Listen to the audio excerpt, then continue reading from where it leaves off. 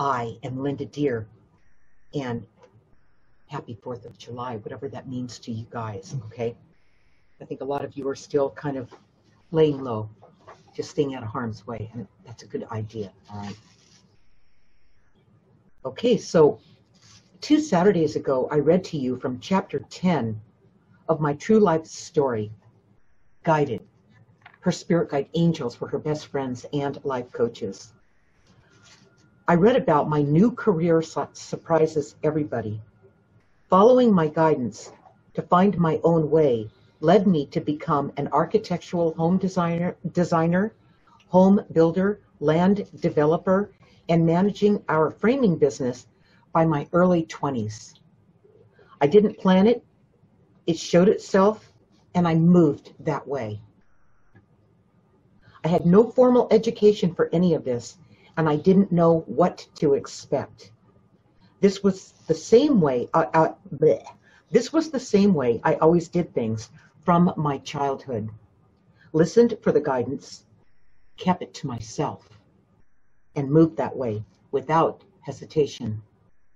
As unconventional as this sounds, it has never been unconventional to me. Today, I'll be reading to you from chapter 11 of Guided, Unstoppable Success, First Warning. The veneer of all of our successes was beginning to show signs of cracking. Alex started to lose his way, and I got the first warning sign from my guides that real estate was headed for a crash. I got this guidance while real estate was white hot and I was at the top of my game. So, was I going to listen to this most inconvenient guidance? Or was I going to keep doing what got me this far so fast? Follow my guidance without hesitation. So sit back and relax as I tell the story about how, despite the dysfunction, my spirit guides took me on one journey after another that led me to a greater understanding of myself.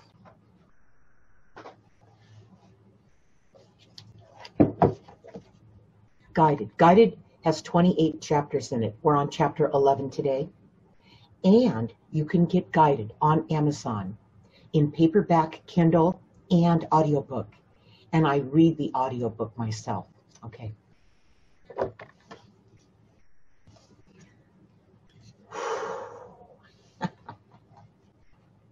What did I get myself into, you guys, doing this on Saturdays? But I love doing this for you, all right? Chapter 11, Unstoppable Success, First Warning. The framing business was continued to grow, and so did the challenges. We had to be union compliant, and that made it much more expensive to operate, be competitive, and make a profit. To be able to survive, Alex always had some non-union labor to trim expenses. The union business agents, the BAs, would show up, excuse me, on Alex's job sites unannounced to make sure everyone, excuse me, I don't know where that came from. I need some water. I guess this is going to be quite a chapter.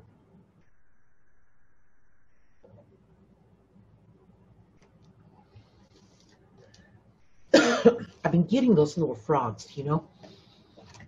The union business agent, the BAs, would show up on Alex's job sites unannounced to make sure everyone was a union member in good standing. Our crew members understood the situation and were sympathetic to it, so the carpenters were always on the lookout for the BAs. The non-union guys, what the unions called scab labor, were trained to run off the job site immediately when a BA showed up. The fine for getting caught would have been thousands of dollars per incident. Alex never got caught, but it was really a nuisance. Tip: you need to apply yourself in a direction that you are naturally good at and have a passion to do. Add the help of your guides to the mix, and you become unstoppable. In spite of being in our early 20s, Alex and I had proven that we had what it took to run a successful construction business. At least that's what I thought, until we received a union audit. Alex was instructed to meet the carpenter union business agent, the BA, at a bar to talk about the audit. And I went with him to see what it was all about. Alex was scared, which is what really concerned me the most. The BA told Alex that he could get the audit lifted by paying him $10,000 in cash. Alex was grateful, but I stepped in and said we'd think about it. Alex was going to cave into this pressure. I told him, no way, because this guy was an extortionist and would never stop coming back for more. Besides, in his eyes, paying him off would just prove your guilt. I told Alex I would work with our accountant to make sure the books jibed with the union reporting. Our accountant understood, and he worked very hard on it with me. When we were done, we had stellar books and were ready for that union audit. Alex was still scared, but I assured him I had it covered. Then along came the auditors. They spent a week at our accountant's office going through everything. It was a nerve-wracking month before we got their formal response to their fine-tooth comb audit. We were informed that we had no violations, and not only did we not owe the Carpenters Union any money, we received a refund for overpayment. This was unheard of. No one had ever gotten a refund from a union audit. Around that same time, our union agreement came up for renewal. I informed them that we would not be renewing it. After seeing Alex almost agree to the extortion demands of that BA, when we met him in that dark, creepy bar, I was concerned that the BAs would show up on the framing job site and pressure Alex to sign back up again. There wasn't anything I could do if he did so. I told him I got him out of trouble this time with the union audit, but couldn't do anything if he signed up with them again. He promised he wouldn't sign up. No more than a week later, the union BAs showed up on the framing job site and Alex signed back up. I was totally disgusted with him. I lost respect for him. Alex had lost touch with his personal power and everything it took for us to achieve the successes we had. Boy, that cough made me really, excuse me. There was nothing I could do about it, and as a result, I was losing interest in helping him. His weakness was putting more pressure on me. I didn't understand what was wrong with him because he had been so strong and focused. I felt like he was leaning on me more instead of holding up his part. It appeared that the stresses were getting to him. I already had more than I could handle myself, so I really resented him for that.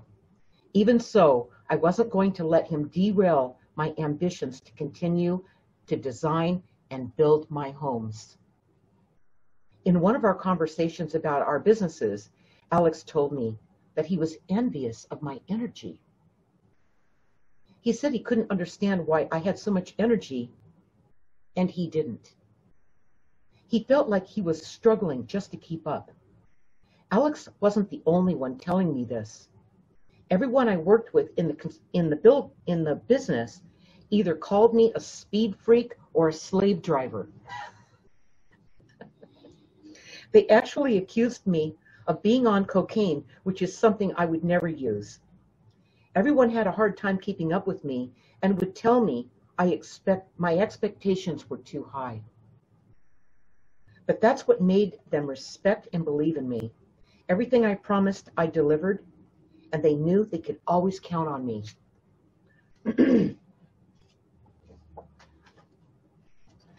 Learning. This is a perfect example of people working without a compass. The guides are the compass, and they aren't using them. They don't even know they exist. These people think that life is supposed to be hard and that you are on your own. That's just not true. They claim to lack energy when that's not the problem at all. It's like they're struggling against the current. So no wonder they feel they are missing something when they encounter someone who relies on their compass, their guides. This is when jealousy starts to surface. In addition to all the ongoing and increasing demands of the framing business, I was determined to continue my home design and building businesses. As soon as I got the second family home sold and recovered from building my first custom home, I took some of the profits and bought 3 more lots nearby. I designed 3 different custom homes under my mentor architect's supervision. This time, I went directly to the bank to get my construction loans. I had learned my lesson. I didn't deplete my reserves by purchasing the lots outright this time. I had the seller of the lots subordinate to the construction loans. That meant that the lot owner got paid off for each lot when the completed home was sold and had closed escrow. That gave me the float capital, the money I needed between construction draws to keep the subs paid so they would remain loyal to me. I was driven to design new homes and see them materialize. Something like having those building blocks in kindergarten every day. This drive was so strong, it was like I was possessed. Learning. This is what it feels like when you are being guided. You always have more than enough energy. You're always right where you should be at just the right time, doing the right thing. At this point, I had come to realize it wasn't all about the money. I was living an unstoppable life because of all the passion that fueled me, backed by my guides. With all this happening, nothing could stop me. I was on fire. Okay. This time, when I started building these 3 homes, I knew how to schedule the subs without guessing. They were getting to know me and were much more cooperative. In addition to already having built a custom home, I was also able to capitalize on my reputation from the years in our framing company. Plus, building 3 homes at one time gave me more leverage with these subs. They knew others were bidding against them and they wanted the work. Everything was different this time around. For one thing, the homes all sold at the frame stage. For another, I made a very good profit from them, and the bank was eager to loan me more to build my next set of homes. I was really on my way now. With the completion of these 3 homes, I thought my dad had begun to recognize that I was actually going to be successful in the construction business. So one day, he asked me to give my older brother, Randy, a job. Randy was a foundation subcontractor, just like my dad. Randy was also whiny and spoiled as a result of my mother's coddling. He was definitely not my favorite person, but I gave him a job because of my dad. I would do anything for my dad. Despite it being a favor, Randy was disdainful about the job. His resentment toward me was obvious. He tended to be a victim and he complained a lot. For some reason, He felt like things had always been given to me, whereas he had to work hard for what he got. I had no idea why he thought that, since I had to make something out of nothing, while he, thanks to my parents, got a free college education, a free car, and my mom and dad built a house for him. When Randy grudgingly finished the first job, I paid him and never hired him back. My mom took issue with that, which revealed it was her who made my dad ask me to give Randy work in the first place. Then, to my surprise, my mother told me to take care of family first, because family does come first. I couldn't believe what she was saying after her nonstop abuse and doing what she could to make my childhood a total hell and attempting to derail my every success ever since. If this is what taking care of family is all about, then count me out.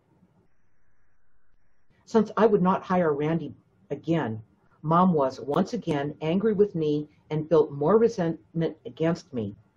Dad understood why I did what I did, and I wasn't going to be manipulated. Learning. There is nothing a bully hates more than losing control. If a bully does lose control to someone, getting even becomes their obsession. So if you best a bully, expect that they will take another shot at you. In the meantime, do your best to stay away from them. Even while I was managing my own building projects, I kept up my responsibilities with the framing business. I never let Alex down, and I always used Alex framers to frame my houses. Before my second project even closed escrow, I had reservations on 5 more lots in a nearby subdivision. I was able to arrange the same subordination deal with the land developer because now I have a track record and a great reputation. I designed those homes and built them in record time. I could have sold them in the frame stage as I had done with the previous 3 homes, but these were appreciating so fast that I decided to build them out and offer them for sale after completion. This not only made me more money, but it also eliminated the hassles of dealing with homeowners wanting to make changes. In addition to being a home builder, designer, and running the framing business, the subcontractors were always confiding in me. Sometimes their personal needs would take up more than 10 hours of my time in a single week. I didn't feel like I could just ignore them because they were sincerely looking for answers. In many cases, I was as young as their kids, so I was surprised they looked to me for advice. It turned out that this would be my next calling in life, although I didn't recognize that at the time. This is how our guides work with us as they prepare us for what's next, whether we're aware of it or not, and what's coming soon. Tip: many times you will be sought out for something that has nothing to do with your current career. Pay attention when this shows up. This is what others really value in you and need. You have many talents, so follow the ones that have the strongest pull at any given time, because you are being guided in that direction. And that's where your strongest supporters can be found, your guides. While I was in the middle of my 3rd project, a man came to visit me at my building site, asking me if I would build one of my floor plans on his Folsom Lake home site. This is called a build-to-suit house.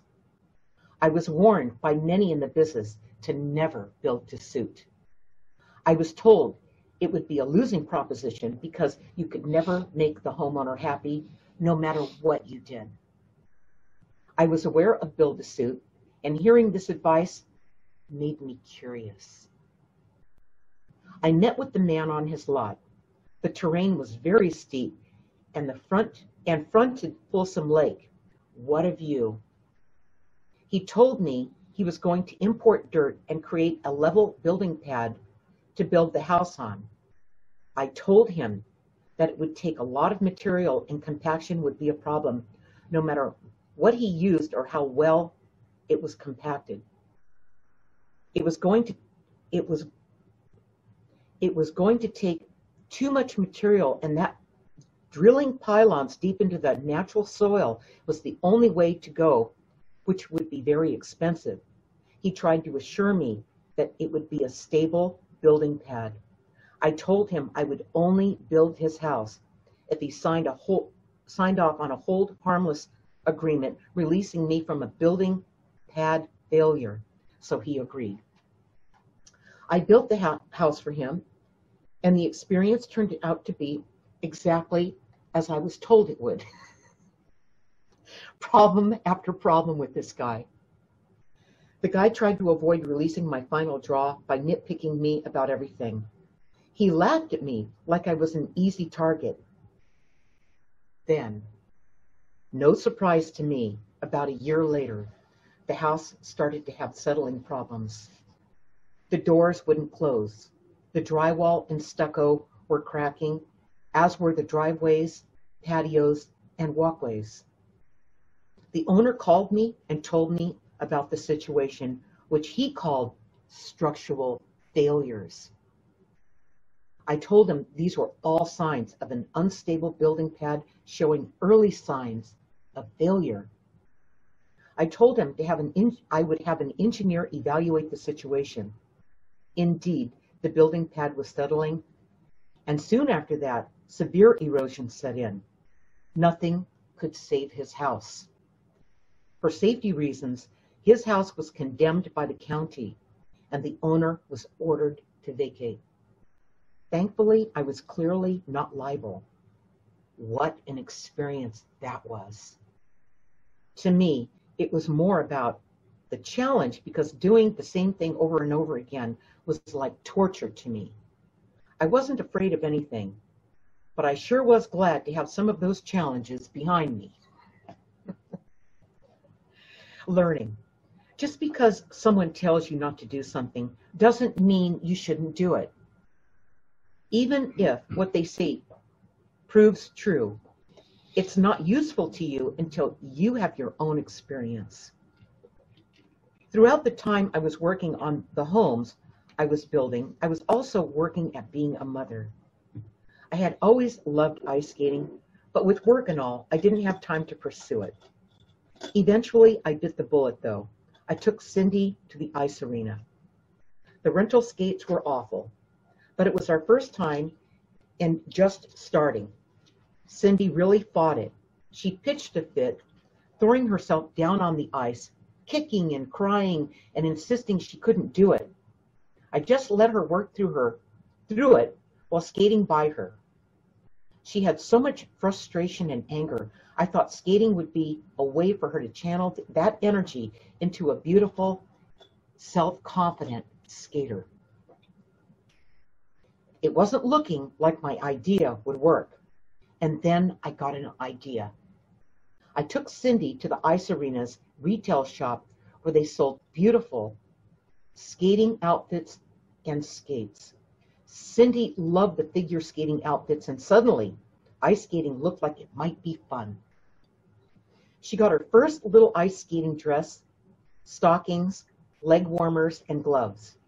Now she couldn't wait to go ice skating again in her beautiful new getup. After a few more times ice skating, she wanted her own skates. So I got her a pair and a beginner teaching coach. She loved her coach and began taking lessons 3 days a week, plus practicing on open skate sessions 5 days a week.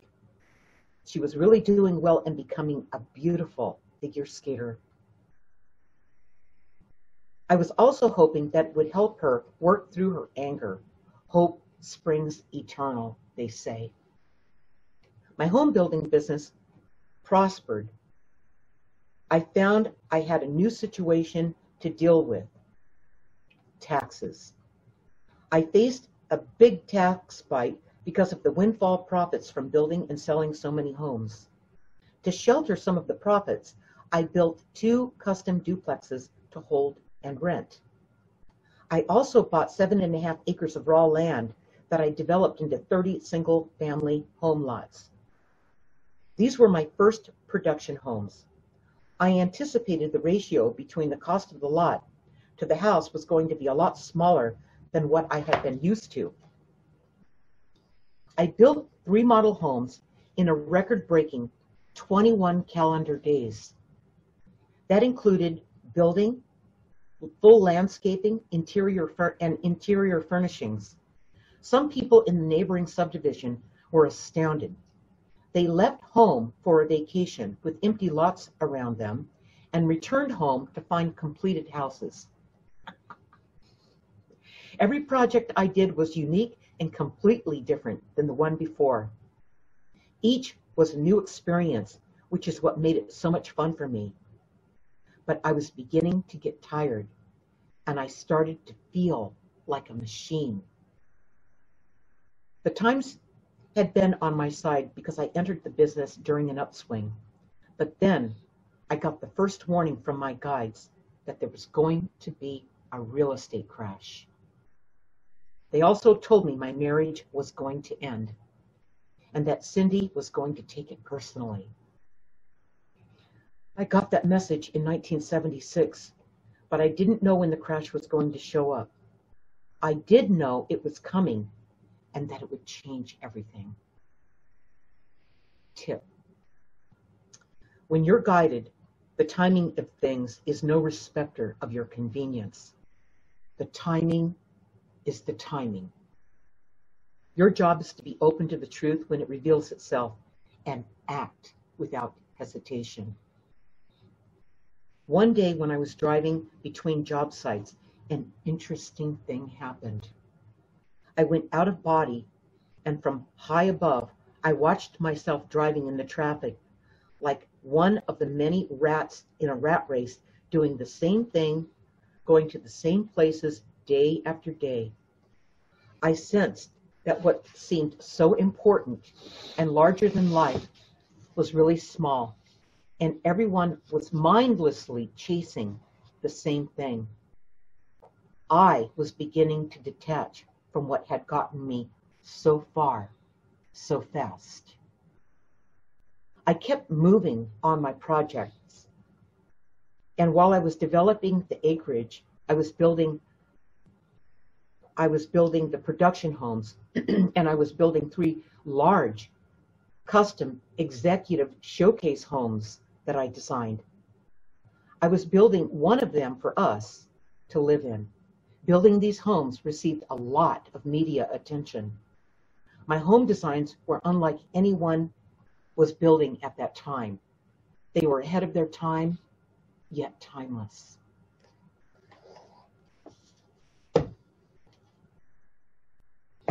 Okay, so next week, next Saturday, July 11th at 1 p.m. Pacific time, I will read to you from chapter 12 of Guided. Second warning, and I listen. By the time I started building the 3 showcase homes, change was in the air. It was palatable, but only to me. So many realizations occurred to me in that year. It was made clear to me by my guides that the time had come to sell everything and stop planning out into the future before things flip-flopped. They showed me that things that worked before were no longer going to work. It was just the beginning of the warning signs that I would continue to receive from my spirit guides and angels. So until then, remember, you have help. You are never alone and always being guided.